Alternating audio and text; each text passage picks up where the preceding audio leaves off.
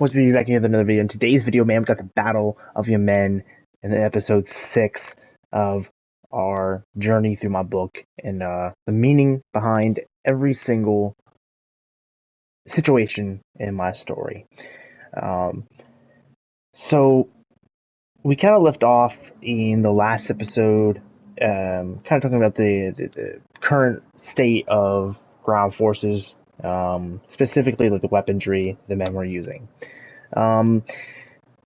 Now this chapter, before we get started, I do want to just let everyone know this chapter is not finished. I know, I think at the current moment of writing this book, I'm at like chapter like 28, 29, but this is only chapter 6. But this chapter is something that, when I made it, I wasn't sure of my story yet. This is the first big war battle type of situation that I've created.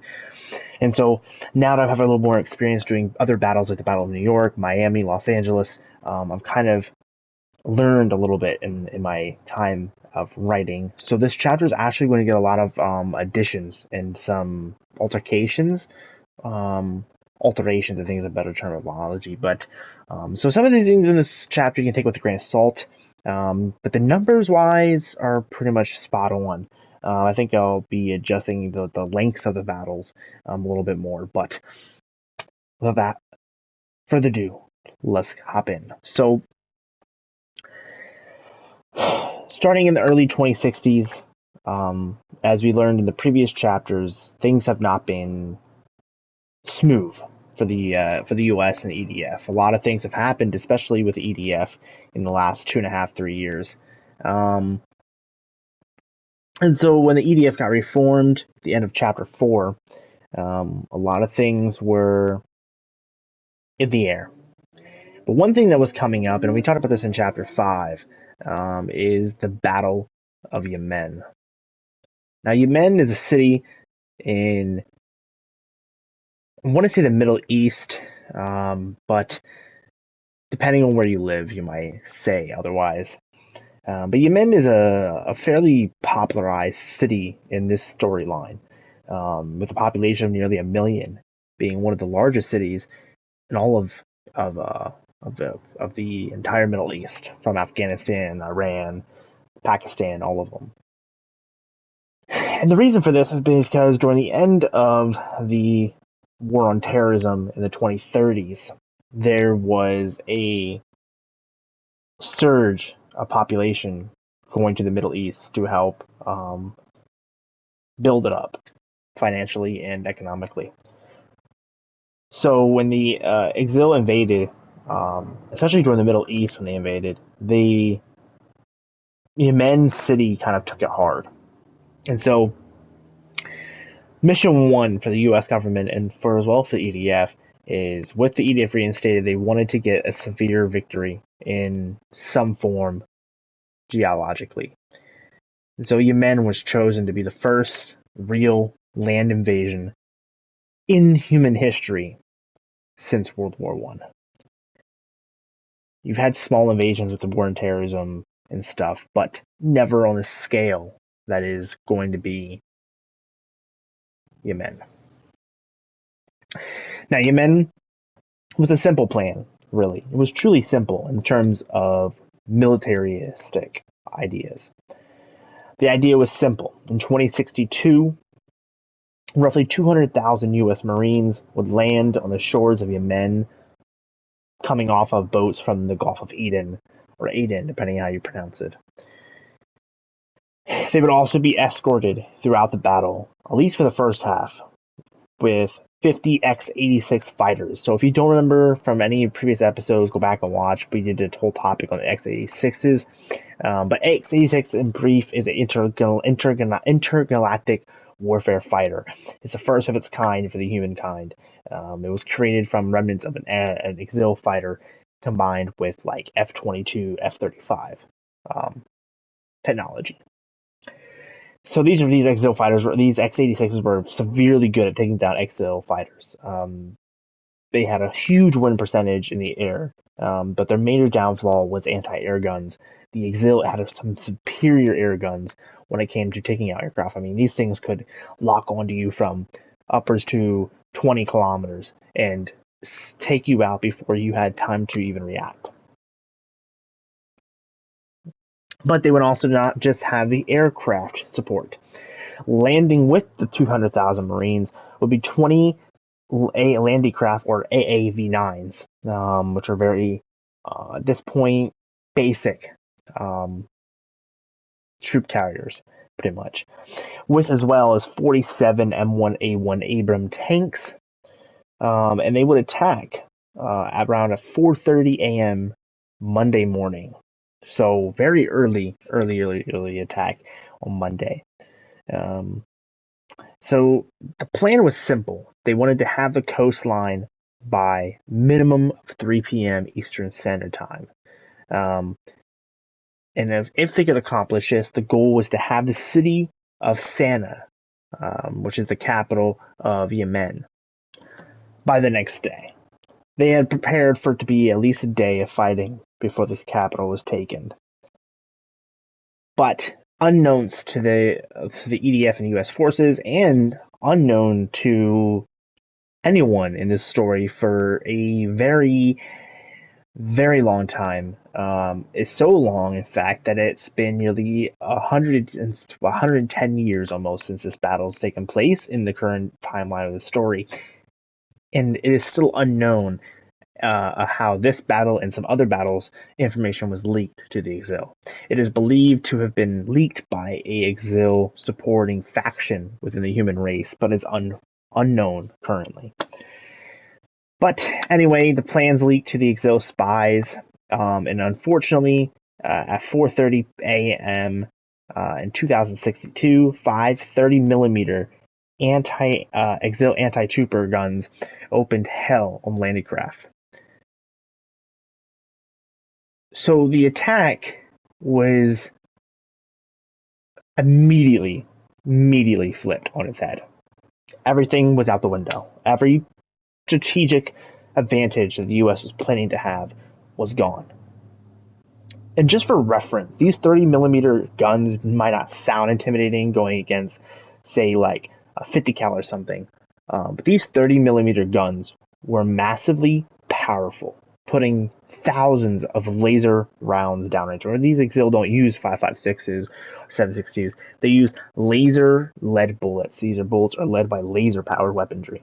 And these things will rip through solid steel upwards to 300 to 400 meters away. So these are some very powerful machines. And so around the same time, the Marines begin to take heavy casualties. When the U.S. troops land on the beach, they met with mines and tripwires. But there was also something else. Up to this point, most of the Exil forces have been generic ground or air units, or in a way naval units, but they were really just artillery units that could sometimes be planted over like bodies of water to make it harder for ground forces to attack them. But there was a new unit that was being surprisingly useful for the Exil and very taxing on the U.S. troops on the ground, and that was the Hermits, the 27th Exil Ground Scorchers, nicknamed the Hermits. They hid underneath the ground, under the sand in this situation, since it was sand. And when Exil saw troops landing on the beaches, and start digging in, because this is classic military strategy. Dig in. Once you're dug in and kind of receive some fire while the rest of the division continues to push. The Exil ordered the 27th to then come out, and which they did.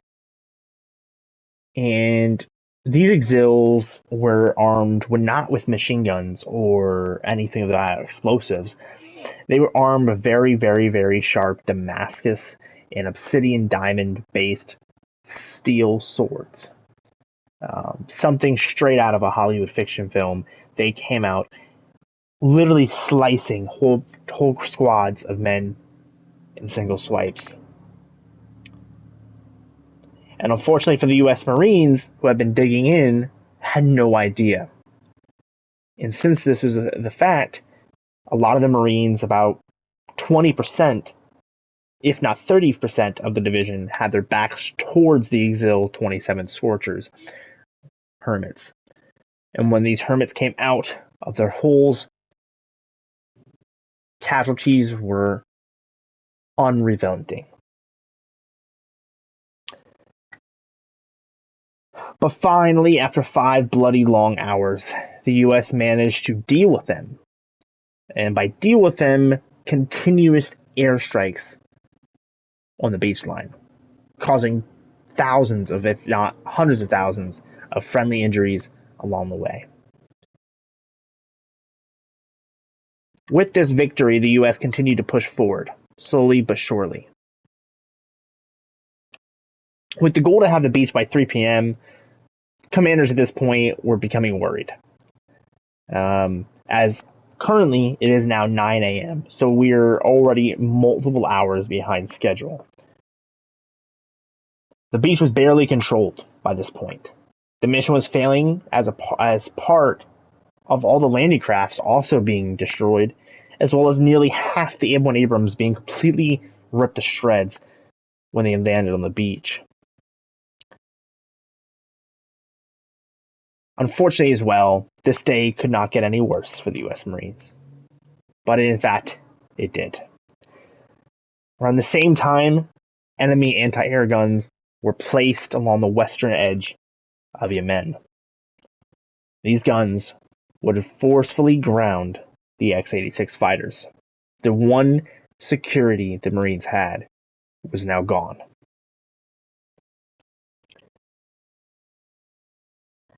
By this point, it is now 1 p.m. and the Marines were on their own, but off the coast. And they were working to fight inland, but it was about to become deadly, as now the fighting would not be on open ground, but house to house, street to street, roof to roof, corner to corner. Within a few hours, they were able to take down the anti-air guns, allowing the X-86 fighters to actually return to the sky, and with support, they began pushing back the Exil quite fast. And by 9 p.m. Monday night, they had pushed back to Damar, a city down the road from the capital of Yemen. And by the way, these are all accurate locations. So one thing I really tried to do when I created this book was actually use Google Maps and stuff and look up the actual locations of these cities and kind of base that knowledge of the real life location and go from there, you know. And I think that helps with making it feel real. So as the initial advance begins into the city, casualties are high, but also hopes are high. Spirits are very, very high at this point. But there's a new thing that causes problems: mines, and lots of them. Nearly every road has about 20 to 22,000 mines, easily. The Exil would literally fly with their ships, drop tons of undetonated explosives on the street. It would just be a litter field of explosives. And with this came concern for the tanks. The very few tanks, about 15 to 20 tanks left, were very concerned. The tanks were proving to be very useful, able to put 2 to 3 HE rounds into a building, so the troops don't really have to worry about searching every room because most of the building will be destroyed. So the US tanks had to wait at the edge of the city limits for M1150s, or anti-tank removal vehicles. These would take a little bit of time to get there. So the tanks sat. Again, the Marines were on their own. Within a few minutes or a few hours, time really became inconsistent in the city of Yemen. The Marines continued to suffer high casualty death rates. with death counts landing from the 200,000 who began the assault, we're down to a mere 75,000. The 125,000 dead, missing or wounded. And then all the 75,000 were left were spread far, far along the lines of the city. It would not be rare to find men of 20 or 10 being the only one to protect a city block or an entire 2 blocks. That would be not uncommon. There was one small group in the country of Yemen, in the city of Yemen, sorry. And this small group was led by the name of David Long. He managed to take control of a small bridge near the capital. He only had 30 men, which is insane.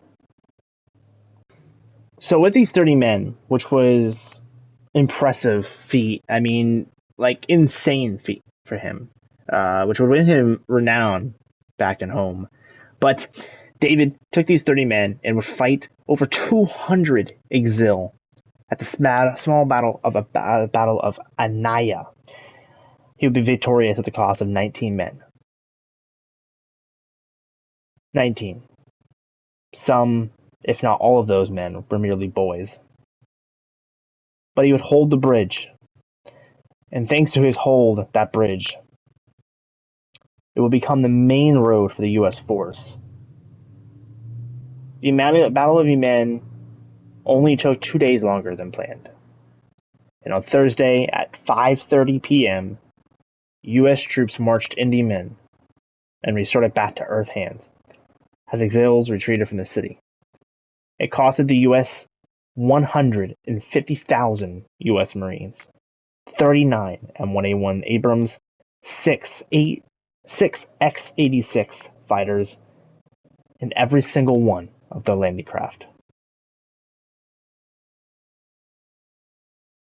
Yemen was captured.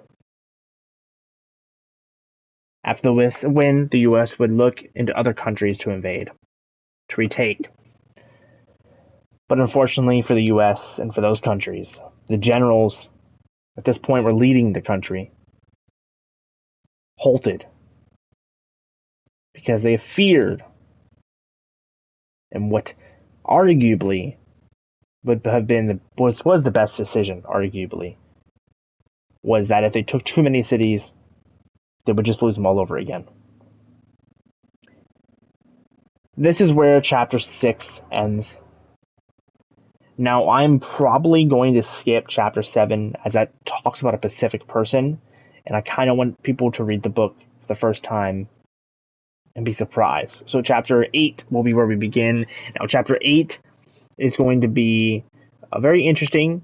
It's called America Shall Be Saved. It basically goes into like different battles within the U.S., like Alabama, and Canada and stuff.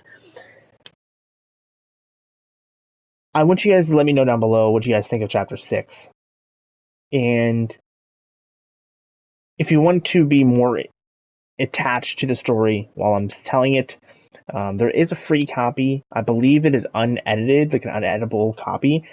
I have to check if it's editable or not. If it is, like, that you can edit it, please do not edit it. Like, I am pleading that you do not edit it if it is optional, but I don't think it is. But if you don't want to read the whole book or follow along as we read, there is a timeline on my Discord, the same place you can find the link for the book as well. And this timeline is from the very first day of the battle of the war, actually even pre-war, all the way up until 2000. I think 90 is where I'm at right now in the timeline. So it's absolutely insane. It has every single date, every single important battle listed there. If you want to give that a listen or read, go for it. But I'll soon end it here. I just wanted to inform everyone that I have some more videos coming, and I hope you enjoyed this style of reading. I basically just read you the chapter. I obviously didn't read word for word, kind of skipped around a little bit. So let me know if you guys prefer this or if I just give you guys cliff notes for the chapters, because it's kind of what I've been doing the last couple of chapters, the first few anyway, were cliff notes. These first few chapters are quite short, so if you're wondering why these are quite short, some of these first ones are quite short. I wasn't 100% sold on the book when I first started it, like almost 2 years ago. The chapters later in the book are way longer. I think my current one is like 3.5 paragraphs so far. It's about almost 400 words just in that one chapter alone. So they're getting grander and bigger as they go. So if you're someone who likes is worried about the chapters being short, most of these chapters will be adjusted. I'm planning on, once I get to around the chapters 40 area, and I feel like the book's about halfway done, I'm probably going to take a couple weeks to kind of go back, reread the beginning chapters, and make sure my facts are straight in my story, as well as rewrite the chapters and make them more clean and more presentable. So that when I work on the very last couple, like 10 or 11 chapters, it's perfection, for us right off the bat. But with that being said, I'm also looking for a proofreader. So if anyone's really interested in the story and wants to support, me and getting it ready for publishing, I'll be looking for someone to do just a read over it and see if there's any corrections. Because the editor thing on Word, it's kind of dog. It's kind of dog water. To be honest with you guys, just kind of dog water. But we're getting there, man. Also, I'll be live today again on Twitch, so if you guys want to come play or watch, come hang out, man. We had some fun last night. And LS Clan is still looking for members, so if you want to squad up with me, grind, join the clan, become something great, then let me know down below. But with that being said, man, I love you guys. You're one of a kind, you're beautiful, and I will catch you guys in the next one.